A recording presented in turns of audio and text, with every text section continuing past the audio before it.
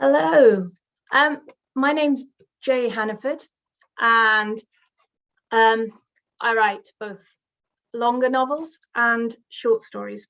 Most of what's actually out there at the moment is short stories. And having been part of the short story panel earlier in Quarencom, I thought that today I would share a short story with you. This was inspired by a tweet back in January, but requesting stories that involved a janitor called Frank, a talking deer, and the overthrow of the ruling classes. Now, I can't resist a challenge like that. And so I was one of a number of authors who signed up and went, yeah, I'll do this. And this is the story that I've written. So I'm going to share this with you. This has not been read or heard by anybody until right now. So hopefully you'll enjoy it. The story is titled D-E-E-R. There were distinct advantages to being overlooked. No one even acknowledged him. They merely avoided colliding with him as they would a piece of furniture. Frank hid a small smile as another guard strolled past, stepping around his bucket without sparing a glance for the man using it. Becoming effectively invisible had been the goal, one he'd successfully achieved by doing his job, shuffling along with his mop and bucket through the Chancellery corridors day after day. He'd followed this routine for months, aiming to become a nothing, an everyday event. All this drudgery, this pretense, just to allow him to follow one of the Eternals, to find out where they went, that they would go looking nearly lifeless, just to reappear elsewhere in the forum, hours later, seemingly invigorated and somehow more youthful. Frank hadn't cared what happened in the Chancellery until they'd taken his granddaughter. She was all he had left. After his wife vanished, Rowan had become his focus. He taught her everything he knew. Yet right now, she was studying in the Chancellery somewhere. They didn't usually come out, those children who were convinced to join. His girl, though, she would. He'd make sure of that. Water slopped over his feet as the bucket swung pendulously. Frank sighed and retrieved the mop from its holster, shaking the drips from his shoes before cleaning up the spillage. Moments later, he heard the approaching swish of robes. It was time. He'd checked this hallway every day, yet the walls remained rocks and mortar. The Eternal passed through the stone easily, as though it were a waterfall, his outline blurring as he vanished into it. Frank continued to mop the already clean floor and watched the wall intently from the corner of his eye. He counted to 10. Then, tucking his cleaning tools behind a long drape, checked for any observers. Confident that he was alone, he crossed the room and tentatively placed his hand against the stone. It met nothing. His hand passed right through. There was no going back now. He drew a deep breath and held it as he plunged through the wall. He emerged several steps later at the top of a stairway. Spiral steps hewn from bedrock descended into darkness. Frank walked lightly as he pursued the Eternal, more from habit than trying to be clandestine. Many decades living in the forest had given him a footstep so quiet that only an owl would hear it. Even as age stole his strength and the steadiness of his limbs failed, he retained a forest dweller's tread. Blue light flooded the stairwell, banishing darkness to the shady corners of old fat spiral steps. He stepped down into it. The light caressed his legs, flooding them with vigor. In that moment, he was certain he could run for miles. It was easy to see how quickly this blue light could draw the Eternals in, corrupt nature's design. It took all his willpower not to follow his quarry any closer. The door swung closed and the light retreated behind it. Slowly, it seeped back under the door as if it were alive. Age reclaimed him. Frank's knees buckled as his legs failed. Cool stones stole the heat from the stiff, gnarled hands he pressed against the wall as he struggled to remain upright. Was this it? Had he found the source of the power that kept his people in thrall and the Eternals ruling in their permanent seats of power? Lifetime position. My arse, he muttered. Not my lifetime. He crept closer to the door. As a wavering hum resonated through the wood, loud and all-engrossing, he fell against it. Drawn to the sound on the other side, Frank pushed his body against the wood, as though passing through the door would gain him another taste, a glimpse of the youth he once had. One lick of the power within that room had left him craving more. He pressed his ear to the door, struggling to hear anything over the rising hum that filled the stairwell. Frank strained to make out a muffled voice through the booming baritone of the Eternal. Give me more. Now. The quiet reply was hard to make out, and the old man could only pluck out a few words. I will die. Your rule. Over. You cannot draw through. It is far. I do not care for your personal trauma. The sacrifice is being prepared. This will never be over. Loud, clear, and vibrating through the very fibers of the wood, Frank felt the strength behind the words. He shook it off as best he could, but there was no doubting that its timbre and power was not of any human capacity. The tone, the enunciation was without question the Eternal. The silver tongue in which they spoke made every person within their hearing follow their commands, entranced and unthinking, for they believed what they were told with unerring confidence. If the Eternal said it, then it must be so. A high-pitched scream rose as the thin sliver of light under the door increased in intensity. You know it was the right thing to do. The Eternal caressed the other individual with their voice. Frank remained pressed against the door, yearning for another word until the light went out. He was too experienced to fully succumb to these tricks, the mind-numbing effect of the dangerous silver tongue impermanent on his old dryad-enchanted bones. He slid to the floor, feeling like a failure as the pull on his brain receded. His wife would never have fallen for this, not Laurel. Her unique heritage left her immune to its manipulation, and her eternal presence in one form or another had rooted itself in his soul, leaving him with the ghost of her abilities coursing through his veins. Drawing thoughts of Laurel around him as a protective blanket and holding that fragment of her heartwood he carried hung around his neck, Frank pushed on the door. Come in, stranger. I unlocked it for you, a faint voice called. The door swung silently on well-oiled hinges to reveal a huge machine in the center of a domed cavern, hacked from the bedrock beneath the chancellery.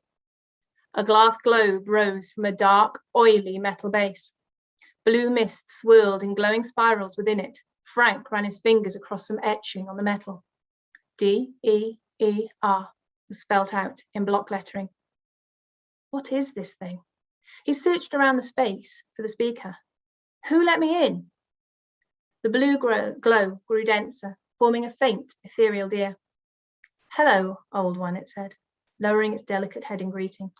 Its form was so faint that Frank could have walked past it in the forest and never known it was there. A true messenger of the realms, one who could pass to the afterlife and back again. Most humans confuse the mist deer for rare, white-furred ones, but he knew better. You don't live as long as he had, or with the mystical beings he'd come to know, without learning something beyond mortal knowledge. What was a mist deer doing down in the bowels of this place, and how had it come to be trapped in that dome? D-E-E-R, he asked. Dimensional etheric energy rerouter. Mist deer sighed. The demons think it amusing. Frank tried to digest the words. Energy rerouted, dimensional. He grasped at the cold metal rail around the base as the reality of this contraption became clear. It pulls the life force of the dead through to our dimension. It pulls the potential energy of a life cut short. Lives that should have been longer, Deer said. I am the conduit for that energy. But I heard you earlier, Frank replied. You said you would die, that the Eternal could draw no more, yet you stand.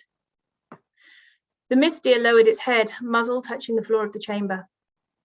A babe died. I suspect one of the other Eternals killed her.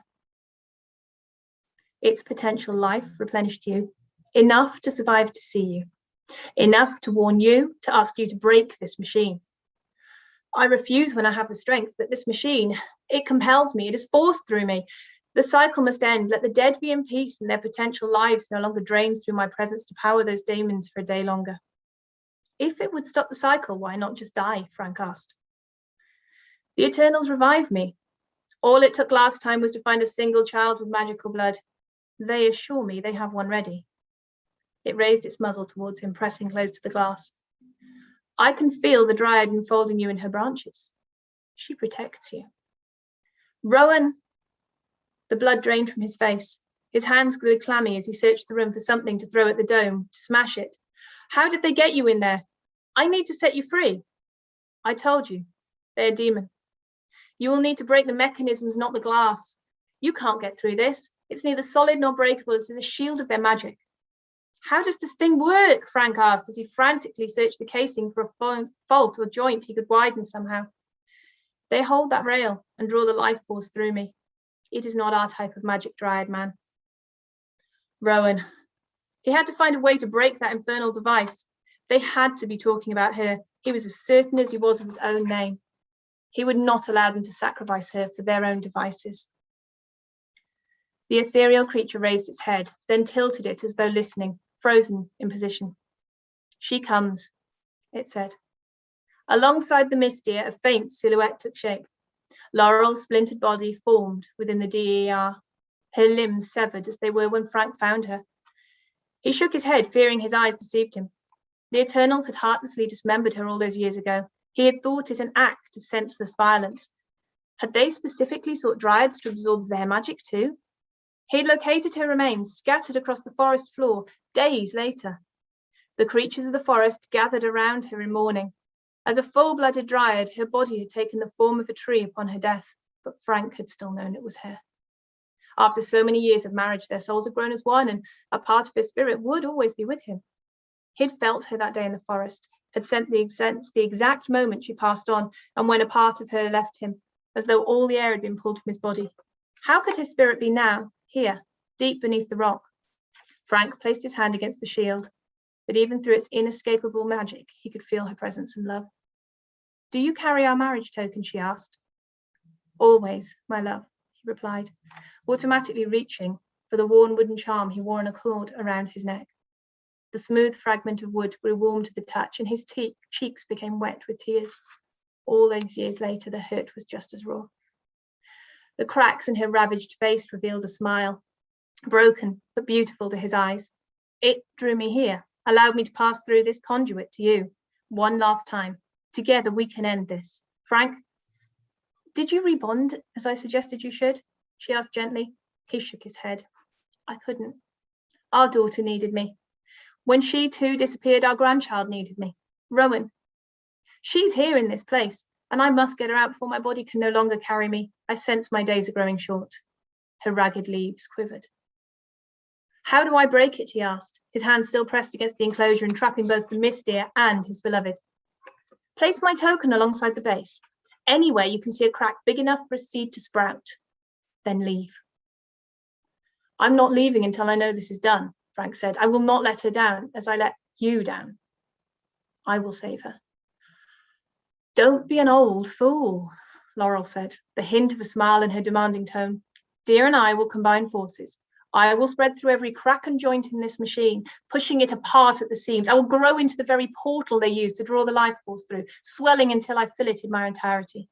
I am but one. Yet with a part of my own body within reach, I can draw on the rest of our family, on my ancestors. We did not guard these forests for millennia so demon spawn could destroy them, or weak-willed humans be bent to their will. Place my token on the floor, beloved, and be gone. Find our grandchild, guide her to safety. Frank searched the perimeter and found a crack in the bedrock at the opposite side of the doorway. He kissed the token before removing it from his neck, then carefully laid it on the floor in contact with the machine. It sprouted leaves almost immediately. The tree grew taller and broader with each moment as its roots delved into the ground alongside the machine. Frank ran his fingers through the leaves, feeling the presence of his mate one last time. May our heartwood be forever entwined, he murmured. A small twig fell into his hand and he tucked it away in his clothes gratefully. It was more than enough. Enter the stairs. The top will be passable, but be aware I have no control over where it will open, the Mystia said faintly. Thank you, Frank replied. Go. At the sound of Laurel's urgent command, Frank ran, his limbs freshened from contact with the machine, with his wife. It had happened so gradually he'd hardly noticed, but his fingers were straight and his knees no longer groaned. The effect would not last. He despised the source of demon magic flooding his body, but he wouldn't waste the life potential of the dead. He sprung up the stairs, two at a time, racing towards the doorway at the top. No noise echoed from outside the door. It could be a trap. Might everything that had passed in the chamber be an elaborate hoax to remove him from the area? He chuckled. His life was next to worthless to the Eternals. His unspent time would add little to their power. Life was dark enough without darker thoughts. Maybe someday the underdogs deserved their day. Maybe that was today. Frank opened the door onto a balcony and blinked in the bright light bathing the garden below. A collection of youths sat in the garden arranged around a central dais where an Eternal stood, reading something to them. He searched the group for Rowan. How long had it been since he had last seen her? Months, he surmised. He'd taken the job to get close to her, to retrieve her, but this was the closest he'd been in all that time. He hid behind the billowing curtain and studied the individuals, hoping to catch a glimpse of the dark brown hair and slight frame of his granddaughter. One of the girls shifted, exposing a long brown braid. Is that her? He was so engrossed in staring at them that he almost missed the soft tread behind him. You will turn around and face me. Silver tongue assailed him and he struggled to resist. One of the Eternal. Frank flexed his fingers. They were still strong. Experimentally, he shifted his weight across his feet, testing his steadiness. Good enough to run, if he could see a way past the Eternal. He hoped that Laurel's plan was growing well and fast. Turn around. Frank turned to see the expected ageless face, the smooth skin and sparkling eyes. He tried to adopt a glazed expression. Yes, Eternal, he intoned, imitating the monotone voice he'd heard all too often over the last 10 years. The Eternal sniffed, inhaling deeply, then narrowed her eyes. Frank could not think of them as human anymore, not knowing their true nature. The faster the DEER was destroyed, the better for all. Come on, Laurel. How would he know when it had worked? Would he see any results? Or would they just fade and die? The Eternal faltered in her approach, uncertain. Maybe the scent of the DER and the power gifted to him had confused her. Frank took advantage of the moment. Eyes fixed and jaw set, he advanced on the Eternal. He would not let Rowan down, but he had to get to the garden. Behind the Eternal was a fireplace with a twisted metal poker hung alongside it. If he could kill the Eternal, maybe it wouldn't cross the dimensions. And if Laurel broke the deer, it wouldn't be able to return. 3 Eternals, 1 old man, bonus strength. The Eternal circled him, still fixed on his scent. What are you? She hissed. You're death! Frank cried, snatching the poker and charging at the Eternal. It swatted him sideways like a fly and began to laugh. I think not, old man. You smell of tree and death. We knew you'd not be able to resist, she said, then turned the full force of Silver Tongue on him. Jump out of the window. Frank's legs forced him to rise, and he walked towards the window, fighting the desire to leap to the gardens below. He wanted to go down there, to see the other Eternal, to hear it read. It would take too long to use the stairs. He could just step off the small ledge. He teetered on the rim of the balcony, his foot lifted. Grandpa Frank! No! She cried. His Rowan was there, calling to him. He stepped off the balcony and landed softly on a bed of leaves. Rowan stood, her arms outstretched towards him, shaking and staring at her fingers. The other youth stepped back from her, staring and pointing as they edged away. Rowan was left exposed at the centre of the ring, with a grinning Eternal advancing on her. Found you at last, child, he smirked. We knew you were one of the talented. All it took was deliberately endangering your grandfather's life to expose you. I hope you're ready to undertake your next role, my dear. You will be the second most important being in this world by ensuring our immortality. Your sacrifice will be life-changing for the world. No, Frank whispered. They could not have led him there on purpose, have engineered all this. What about Laurel? We knew you'd be tempted. The second Eternal leapt gracefully from the balcony, sneering down at Frank. What frail old man would not draw as much power as he could hold? What mortal could resist the temptation to use that which is designed for only those such as us? The Eternal approached from the other side of him. All 3 now within striking distance, all 3 were after Rowan. Frank hauled himself from the leaves. Nicely done, dear, he said. Your grandmother would love to see how your skills have bloomed. Sadly, she's a little busy right now. But she's dead. Rowan frowned as confusion wrinkled her face. Of course, yes. Her roots grow deep in my soul, and sometimes I forget they do not spread everywhere, but given time, everything can change. He smiled at Rowan, knowing she would not yet understand his meaning. Given time, indeed, the first Eternal said, something only we are gifted with. Are you able to branch out from leaves? Frank said, walking up to Rowan, hoping she could decipher his implications. He stared at her and continued, it would be a great time to give me a hand. Rowan chuckled. In the face of 3 Eternals closing in on her, she drew on her heritage, creating thick wooden limbs for each of them. She tossed one to her grandfather, who sprang at the closest Eternal, cracking the demon over the head with the staff.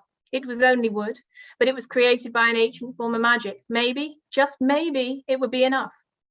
Seize that! Not today, Frank bellowed as he whacked her on the head again, cutting off the words before they could cast their spell. The other Eternals stopped advancing. Rowan attacked the one who'd been reading to them, driving her staff into his stomach. It was far from elegant, but the Eternal folded. Had it been human, Frank would have said it had the wind knocked out of it. They are demons, not gods, not eternal rulers. Frank's voice rose with every word until he was screaming. They sacrifice children to drain their life potential. Slowly, the others and other humans in the garden started to respond, turning their attention to the other 2 Eternals as the spell of Silvertongue lost its hold. The 3rd Eternal opened its mouth to speak and was met by a flying kick from a pointy-nosed boy, barely older than Rowan.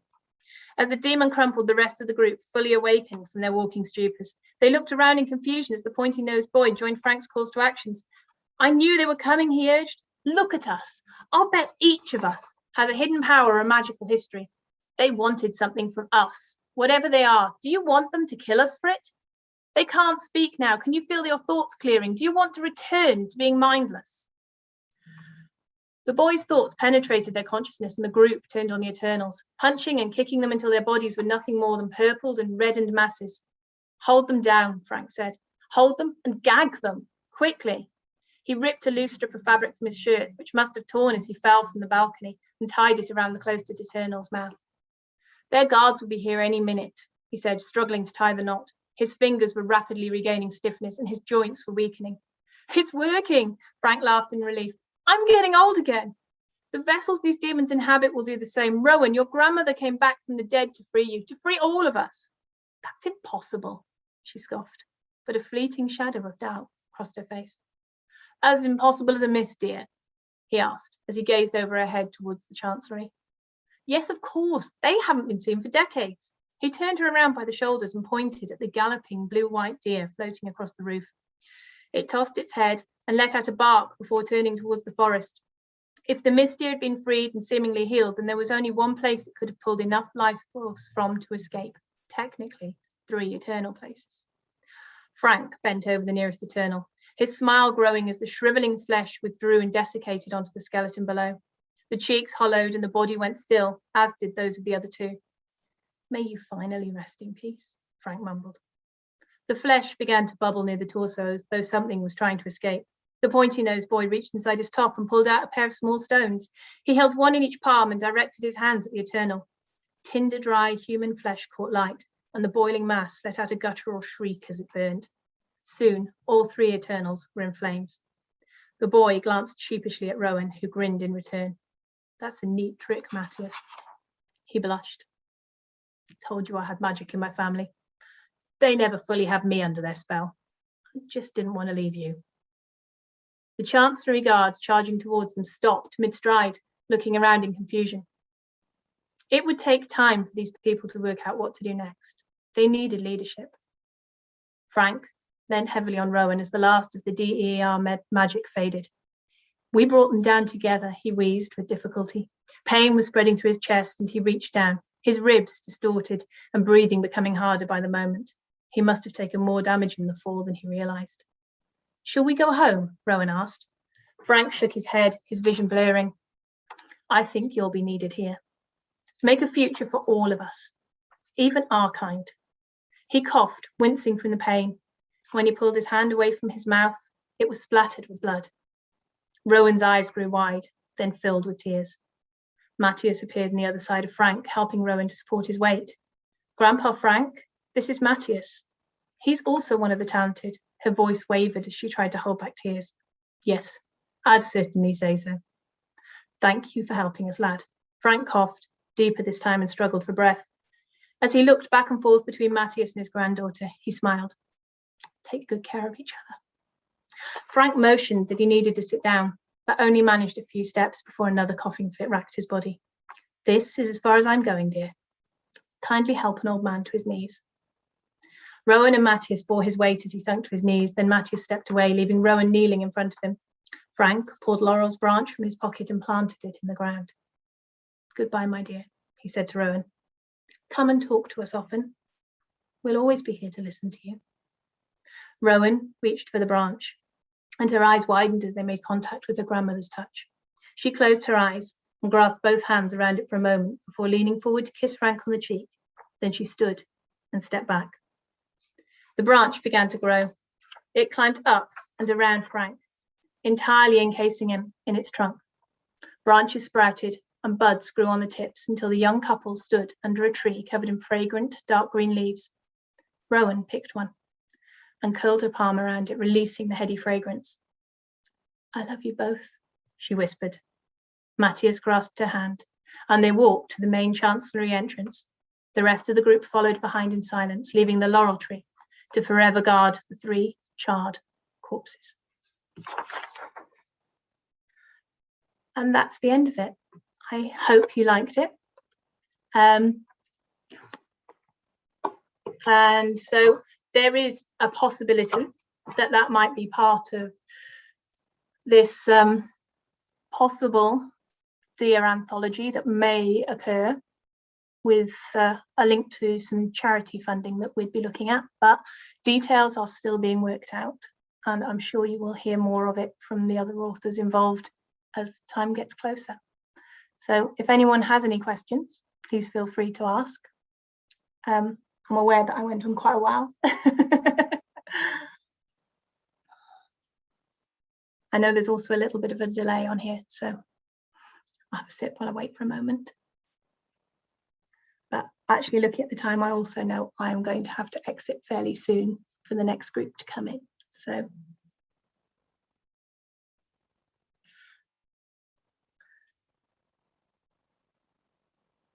thank you for listening to me, and I hope you enjoyed it. And enjoy the rest of QuaranCon, and make sure you visit everyone else's readings. So. Okay, you're off.